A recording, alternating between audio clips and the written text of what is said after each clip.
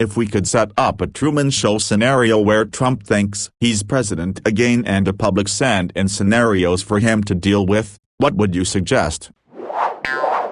The occupants want to meet with him and they're very curious about dining at fast food restaurants. I'd love to see him playing tour guide to people in alien costumes, explaining Crunchwrap Supremes and why the McDonald's ice cream machine doesn't work. Things will really take off when one of the aliens starts flattering him, mentioning how attractive he is. The alien asks him to touch a seeming innocuous part of its body and a fine mist sprays him in the face. An episode or three later and it's casually dropped in conversation how Trump unknowingly jerked the alien off and got a facial. And they think it's hilarious because when you're an interstellar traveler visiting a less advanced species you can just get away with things like that. A flock of genetically modified, hyper-aggressive geese is flying straight for the White House bent on destroying the last vestige of American greatness. Then send in a high-ranking official from the DoD to convince Trump to take shelter in a newly constructed goose defense bunker. Only Trump is told of the bunker and whenever he asks about anyone else someone just tells him they're on their way. Nobody will be coming. While he is trapped in the bunker, slowly remove all the actors in small groups at a time so it looks like humanity is losing the war. In the end all the actors are gone and he's left alone thinking the human race was destroyed by birds. In an earlier episode, Sir, we've been preparing the American public for this eventuality for many years. Are you familiar with the Jurassic Park movies? Yes, documentaries. Really, we've been seeding the stories for a while so people were ready for the truth. Just like UFOs, geese are slightly less toothy velociraptors. They don't call them cobra chickens for nothing. According to the scientists, it doesn't take much genetic fiddling to get them back to basics. We knew it was going to happen someday, though we didn't expect Canada would be the ones to do it first and turn them loose. They say it was a lab accident, but we're not entirely sure. Am I safe down here? Probably. But they've already crossed our border and it's going to be a battle to keep them from devastating our cities. Walls ain't going to work with these guys. Can we nuke them? It's possible, sir. But we're afraid that might mutate them even more. Can we try? Maybe in Detroit or New York first? Me and my 3 friends went to the Ripples Believe It or Not museum after each eating 2 of 8 brownies that I made with like 2 ounces. They had one room that was on a 10-degree angle, just enough that it would really fuck with you sober. You're supposed to walk through the room and go whoa, then continue to the next. But we stayed in that room for like an hour and my friend's girlfriend sat in the corner and cried.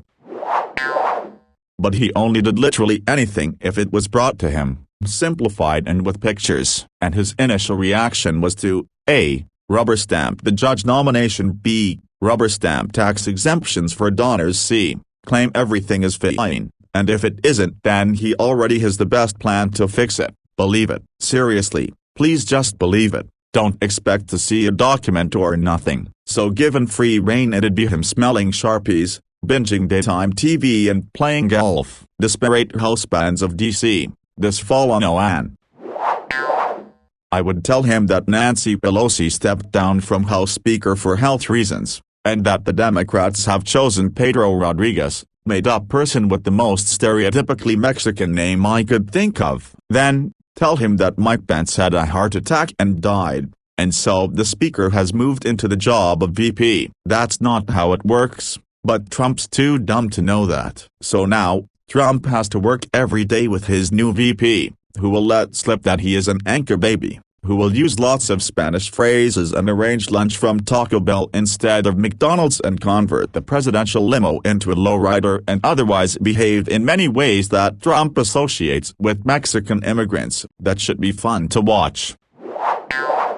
Tell him that Kristen Stewart has infected 150 people with COVID coughing on chicken nuggets at a McDonald's and 26 of them have died since it happened yesterday. I want to see if his hatred for Kristen Stewart will win out over his denial that COVID is a bad disease, and I think the introduction of the chicken nuggets will lead to some interesting places, especially if I create a fake Twitter sphere where McDonald's threatens to shut down forever over this event, costing thousands of Americans jobs. Really having him do any task that a normal person could do fine would be great. I'm sure he's completely incapable of so many mundane things. It would be so entertaining. I'd also like to see any situation where he is put on the spot and asked basic questions about any subject like math, science, history, etc. Things your average high schooler might know, just to expose what a fucking moron that guy is. A global pandemic with a deadly disease. To make it a bit easier for him, I'll give him advance warning and have the disease start on the other side of the world. Say, China. Hell, let's have the disease hit Europe first to show that industrialized Western nations aren't immune from its effects. To make it even easier, I'll give him an advisor that's not only an expert on infectious diseases, but also politically experienced. To finish off, I'll give him a rabid cult-like base that will do whatever he says, no questions asked. On second thought, I think I made this too easy. There's no way he'd fuck it up. Famous, respectable people keep having private meetings with Trump, and when they are alone, but still being filmed per the premise, the respectable celebrity acts like a total lunatic for like half the meeting and then acts normally once the Secret Service finally replies. Nobody is allowed to acknowledge that everyone is constantly fucking with him, and nobody will undo whatever insane thing the celebrities do to his office. Smear poop on the walls, cleaning staff doesn't see anything, etc. Also, the cable is constantly out wherever he goes.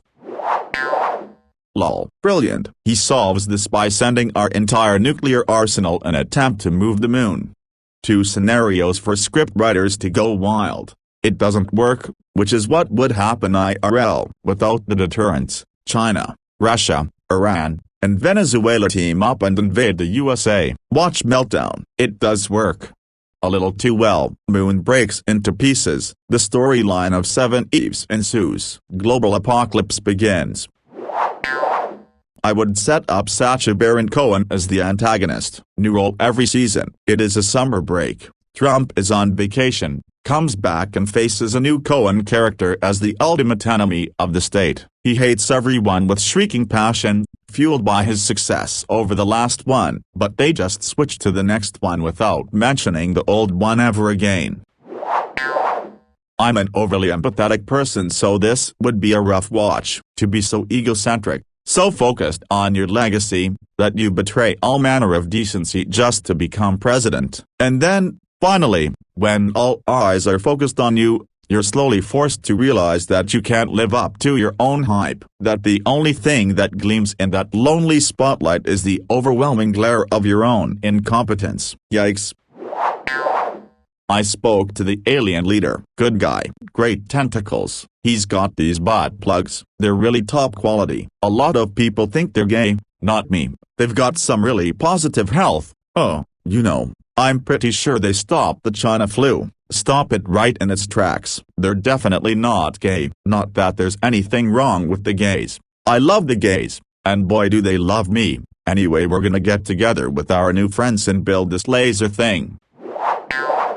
The possibilities are endless. Trump shines in every situation by being a completely inept loaf of bread. Cabinet makers union goes on strike. These bad hombres, folks, they make some beautiful cabinets, don't they? With like, the handles, so many handles, and good handles, made in America, which is really where the quality is. You know, I know more about handles than anyone. The best handles. Lindsay Lohan gets stuck in a treehouse. Trees are so high, like, way up there, and she was in the Parent Trap, which was fake news, and it was really something, folks, and a lot of people, smart people said so, and when you gotta go, you gotta go, am I right? North Korea declares war on a small-town bakery. Korea, with the evil Cow Mi Dong, really not a bad person, once you get to know him. Such a great guy. He offered me his daughter once, and folks, I was the president, and these cupcakes, not like other cupcakes, but both sides are great, unlike Crooked Hillary, lock her up, extra fun, water cooler moments where you have to convince your coworkers that it's just a TV show. A black lesbian trans woman runs against him and is demolishing him in the polls. CNN, Fox News, Newsmax are all strangely in agreement that she would make a great president. At debates, the moderator mispronounces Trump's name, rarely asks him questions, and mutes him immediately when he interrupts her. Nobody in the courts or in his cabinet are going to let him cheat, and the army says that if he doesn't let her transition team in on November 3rd, they will act swift and hard. Probably too late to be noticed in this thread, but I've wondered for years how Trump would react to a tangible major religious event, such as the Second Coming. He has had such a strong following among Christians, but was unable to quote his favorite passage from the Bible, and it's pretty clear to me that his supposed faith was a facade to cater to his base. Putting him on the spot to actually lead the American response to the fruition of biblical prophecy would be a fascinating train wreck.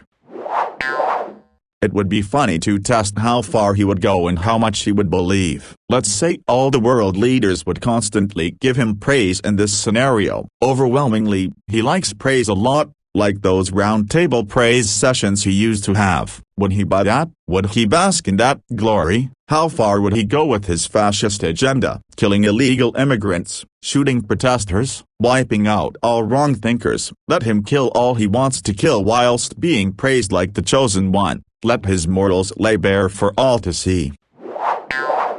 Have the day-to-day stuff fairly normal, as much as is possible with this orange facsimile of a man, but convince him the White House is haunted by the ghosts of previous presidents. I'd like to think it would take more than someone wearing a blanket over their head, but realistically, yeah, or have special forces pick up him and his family, tell them Biden and his administration were killed in an attack and the presidency is his again by default. They have to take him to the White House too. The secret backup White House for emergencies like this. Basically, it's a mini White House on a secret soundstage and all the rooms are bugged. They have to stay there whilst being fed war reports. He and his family have to manage the whole war from here, with every tantrum, betrayal, and truly awful battle plan broadcast to everyone. His followers will get to watch him talk shit about them and see what he really thinks of them, etc.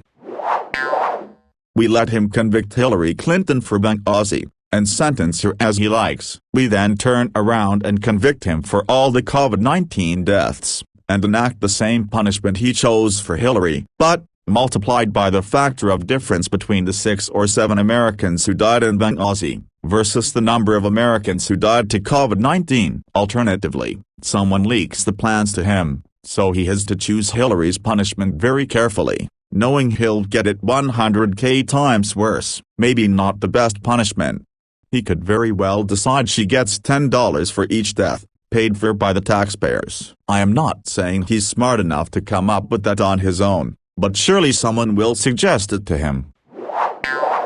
Loaded gun cleaning, chlorine ingestion limits, hot swapping 240V components, penthouse defenestration impact testing, rickety lift oil change, metal work sans PPE, genital shark chumming, freshly poured concrete foundation angels, race baiting in Detroit, moderate physical exercise, spelunking in Chernobyl, Congolese mandrel seduction, household chemical mixing, auto surgery, are you faster than a table saw? Identifying former secretaries of defense via blindfolded analingus, rubbed hyena belly scritches, and that's just off the top of my head. This might be unpopular, but I'd go some really dark shit, like, keep feeding him opportunities to dissolve democracy and become a dictator. See how he'd go. Give him decisions where he could back down or take more executive power. Would he make it illegal for the media to cover him negatively? Would he invoke prima nocta? Could we make him abolish the other branches of government and have total control? Invade Canada? Nuke China? Watch him descend into egomania and have people, the actors, start calling him God Emperor Trump, then at the height of his power drop the curtain and expose it all as a giant joke on him. Just fucking crush him. I read through the comments, and some of them are even funny. But at the end of the day, I don't want this man's face on a television for anything other than being convicted and sentenced. Everything else would be me choosing to look at his face for other reasons, and to me there just aren't any. He's a truly despicable person, and putting that on display even Truman style doesn't sound good at all. I hate the man and everyone who supports him. I don't want to even live in a country with them anymore, let alone watch a show about how stupid their dear leader is. I'm just done.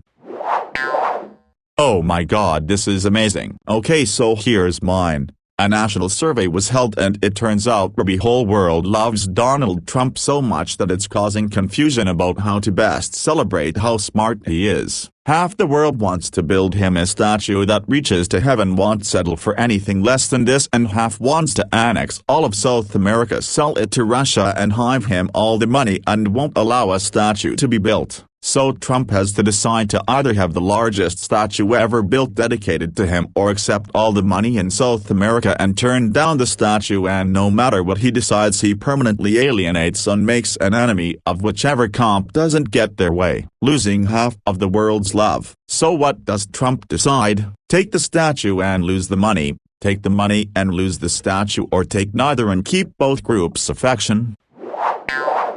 Actually, we could wall off a specific area, tell Trump he was president again, and then send in some of his supporters to act as the cast for various scenarios. The ratings would be off the charts, especially after the forced close exposure to their Lord and Savior Donald Trump makes each supporter realize they've fallen for a false god, followed by an outbreak of assassination and coup attempts with the side business and trying to break out of the broken state of Trump. I, personally, would like to see the White Safari spin-off, where the older Trump sons are dumped in the woods and hunted like game animals. I'd be curious how he would react if the people around him genuinely treated him like a nice person, if they acted like he was the sweetest family man, the most generous neighbor, the most kind old man, if they lied to him about interactions they had and convinced him he was a good person and then slowly only respond to the positive interactions they have with him. Would he actually learn how to be a decent human?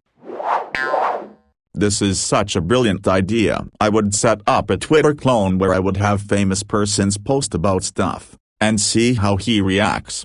Kim Jong-un. I know for a fact that Trump's dong is tiny. Michael Bay. For my next action movie with spectacular visual effects, should I pick The Rock or Donald Trump as the lead actor? Hillary Clinton. Wish I could go back in time and pick Donald Trump for husband instead of Bill, and so on. There could actually be competitions to pick who would write the next big fake story, and people could bet on how he reacts. There's so much laugh and so much money into this.